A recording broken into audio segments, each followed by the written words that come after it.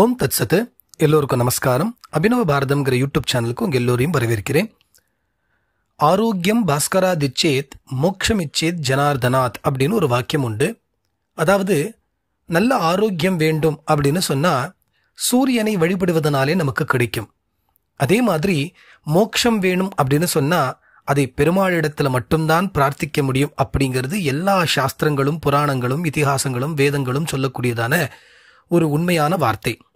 அப்போ இந்த மோட்சம் அப்படிங்கிறது கண்டிப்பாக எல்லா உயிரினங்களுக்கும் உண்டு. ஆனால் எப்போ அப்படிங்கிறதுல மட்டும்தான் கேள்வி. பொதுவாக ಯೇಸು ಕಾಯಂಗಳ ಕಳೆದು 84 ಲಕ್ಷ ಜೀವ ರಾಶಿಯನ್ನು ದಾಟಿ ಬಂದ ಈ ಶರೀರ அப்படின்னு சொல்றது உண்டு. பொதுவாக மனித பிறப்பு அப்படிங்கிறது மிகவும் அரிதானது. கிட்டத்தட்ட 84 லட்சம் ஜீவராசிகளாக நாம் பிறந்து கடைசியாக அடையக்கூடியதான ஒரு பிறப்பு அப்படின்னா அது மனித பிறப்பு.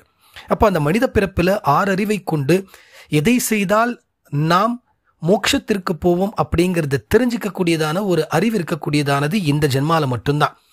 இந்த ஒரு வாய்ப்பையும் நாம் தவற விட்டோன்னு சொன்னால் திரும்ப நமக்கு இன்னொரு பிறப்பாக வந்து 84 லட்சம் அந்த ஜீவராசிகளை தாண்டி வந்தால் தான் நம்ம இன்னொரு வாட்டி மனித பிறப்பு அடைவோம். அப்போது இந்த பிறவியிலேயே மோட்சத்தை அடையணும், இன்னொரு பிறப்பு இருக்கக்கூடாது அப்படிங்கிற ஞானத்தை நமக்கு இறைவன் முதல்ல கொடுக்கணும்.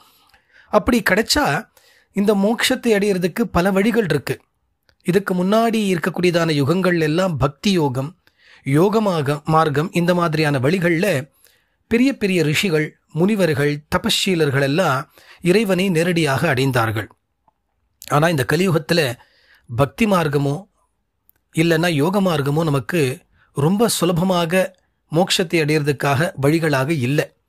அதனால தான் ஸ்ரீ வைஷ்ணவ சம்பிரதாயத்திலே பகவத் ராமானுஜர் பிரபத்தி மார்க்கம் அப்படிங்கிற ஒரு மார்க்கத்தை ஆணித்தரமாக பிடித்து கொண்டு அது எல்லோருக்குமே பரப்பினார். சுவாமி வேதாந்த தேசிகரும் அந்த பிரபத்தி மார்க்கத்தை பற்றி பல அத்தியுதமான ஸ்தோத்திரங்களும் கிரந்தங்களுமே எழுதியிருக்கார். அப்படிப்பட்ட அந்த பிரபத்தியை ஒரு ஆச்சாரியரிடத்துல போய் நம்ம பண்ணிக்கொள்ள வேண்டும். அப்படி பண்ணிட்டோம் அப்படின்னு சொன்னால் மோட்சத்துக்கு நாம் ஒரு அதிகாரியாக ஆகி தொடர்ந்து அதில் சொல்லப்படக்கூடியதான விஷயங்களும் நம்ம செஞ்சுட்டே வந்தோம்னா கண்டிப்பாக நமக்கு இப்பிறவியிலேயே மோட்சமானது கிடைக்கும்.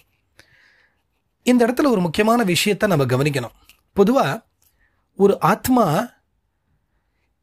நாம் குடிக்கொண்டிருக்கக்கூடியதான அந்த உடலை விட்டு அது புறப்பட்டு கிளம்பும் பொழுது நவத்வாரங்கள் வழியாக போனது அப்படின்னு சொன்னால் திரும்ப மறுபிறப்பு உண்டு அப்படின்னு சொல்லுவார்கள்.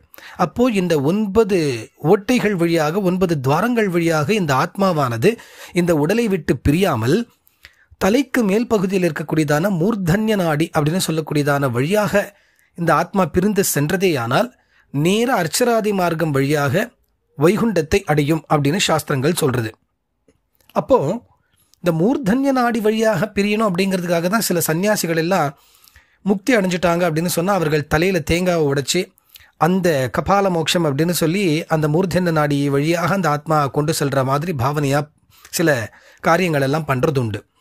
அதே மாதிரி நம்மளுடைய சில கோவில்களில் கிராமவாசிகள் மக்கள் இவ எல்லாம் கூட தலையில் தேங்காய் உடைக்கும் வைபவம் அப்படின்னு கூட சில கோவில்கள்லாம் பண்ணுறதை நம்ம பார்க்கலாம். அதுக்கான முக்கிய கொள்கை இதுதான். அந்த கபாலத்தில் இருக்கக்கூடியதான அந்த மூர்தன்ய நாடி அப்படிங்கிற அந்த இடம் நமக்கு எப்பொழுதுமே திறந்திருந்து அதன் மூலமாக இந்த ஆத்மாவானது பிரியணும் அப்படிங்கிற எண்ணத்தை கொடுக்கறதுக்கு தான் அந்த தேங்காய் உடைக்கிற நிகழ்ச்சிகள் எல்லாம் பல கிராமங்களில் பண்ணுறது உண்டு. அப்படி இந்த மூர்தன்ய நாடி வழியாக அந்த ஆத்மாவை கொண்டு போகணும் அப்படிங்கிறதுக்காக பிரபத்தி பண்ணி கொண்ட ஒருவர் நல்லா கவனிக்கணும். இந்த இடத்துல ஒருத்தர் பிரபத்தி பண்ணிட்டார், அதாவது சரணாகதியை பண்ணிட்டார் இறைவனிடத்தில் ஆச்சாரியன் மூலமாக. அப்போது அவருடைய ஆத்மா இந்த உடலை விட்டு பிரியறதுன்னு சொன்னால் பகவானே நேரடியாக வந்துருவாராம். நேரடியாக வந்து அந்த ஆத்மாவை இந்த 9 துவாரங்கள் வழியாக வெளியேற விடாம மூர்தன்ய நாடி வழியாக கொண்டு வரதுக்கு பகவான் முயற்சிப்பாராம். எப்படி முயற்சிப்பார் அப்படின்னு கேட்டால் இந்த உடல்ல இருக்கக்கூடியதான அந்த முதுகு தண்டை பகவான் பிடிச்சுக்கிட்டு கடைவாராம். எப்படி நம்ம மற்ற தயிரை கடையிறதுக்கு மற்ற நம்ம உபயோகப்படுத்துவோம் அந்த மாதிரி இந்த உடல்ல இருக்கக்கூடியது ஆத்மா எங்க இருக்குன்னு தெரியாதான். எங்க வேணாலும் இருக்குமா ஆத்மா. அந்த ஆத்மா எங்க வேணாலும் இருந்தாலும் அது எல்லாத்தையும் கொண்டு வரணுமே. பார்க்கடலை கடையும் பொழுது எங்கெங்கேயோ என்னென்னமோ பொருட்கள் இருந்தது, அது அத்தனையும் ஒன்னா சேர்ந்து வெளியில வரலையா? அந்த மாதிரி இந்த உடலுக்குள்ளே இருக்கக்கூடியதான அந்த ஆத்மாவை வெளியில கொண்டு வரதுக்காக பகவான் அந்த சரீரத்தை பிடிச்சுக்கிட்டு அந்த முதுகுத்தண்டை கடைவாராம். கடையும் பொழுது எவ்வளவு வலி இருக்கும். அதுதான் அந்த உயிர் போகிற வலி அப்படின்னு நம்ம சொல்லுவோம் பாருங்க, அந்த வலி. அப்போ அந்த வலியை போக்கடிக்க வேண்டும் அப்படிங்கிற ஒரு தாயுள்ளத்தோட பெருமாள் என்ன பண்ணுவாரா, அந்த ஆத்மாவினுடைய அந்த சரீரத்தை கட்டி பிடிச்சுப்பாரா. கட்டி அணைச்சுண்டு 2 கையால, மிச்ச 2 கையால அந்த முதுகுத்தண்டை கடைஞ்சுக்கிட்டே இருப்பாரா. கடையும் பொழுது அந்த ஆத்மாவானது அப்படியே பிடிச்சு முதுகுத்தண்டை வழியாக வெளியே வந்து மூர்தன்ய நாடி வழியாக, அதாவது தலையினுடைய மேல் பகுதியின் வழியாக அந்த ஆத்மாவை பகவான் கொண்டு நேராக தன்னுடைய திருவடிகள்லேயோ இல்லைன்னா தன்னுடைய மாலைகளில் ஏதோ ஒரு விதத்தில் அந்த ஆத்மாவை மாற்றி எப்பொழுதும் தன்னிடத்திலே வைத்துக் கொள்வார். அவருக்கு பரமானந்தத்தை கொடுப்பார் அப்படின்னு வேதாந்த சாஸ்திரங்கள்லாம் சொல்றது உண்டு.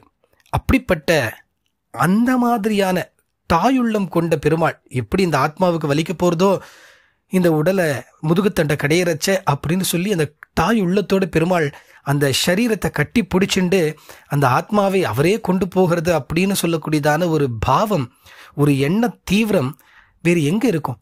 சனாதன தர்மத்தை தவிர வேறு எங்க நம்ம இதை பார்க்க முடியும்? இப்படிப்பட்ட ஒரு கருணை உள்ளம் கொண்ட இறைவனை, இறை வடிவத்தை, அப்படிப்பட்ட அந்த இறைவனை நாமும் சரணாகதி பண்ணி கொள்ள வேண்டும். அப்படிங்கிறது தான் இந்த மனித பிறப்பில் நமக்கு கிடைக்கக்கூடியதான ஒரு அரிதான விஷயம். ஆகையினாலே ஒரு நல்ல ஆச்சாரியரை நாம் சென்று அடைந்து அவர் மூலமாக இறைவனிடத்திலே சரணாகதி பிரபத்தியை பண்ணிக்கொள்வோம் வாருங்கள் அப்படின்னு நம் அபினவ பாரதத்தின் சார்பாக எல்லோரையும் அழைக்கின்றோம். தன்யவாதா. நமோ நமஹ.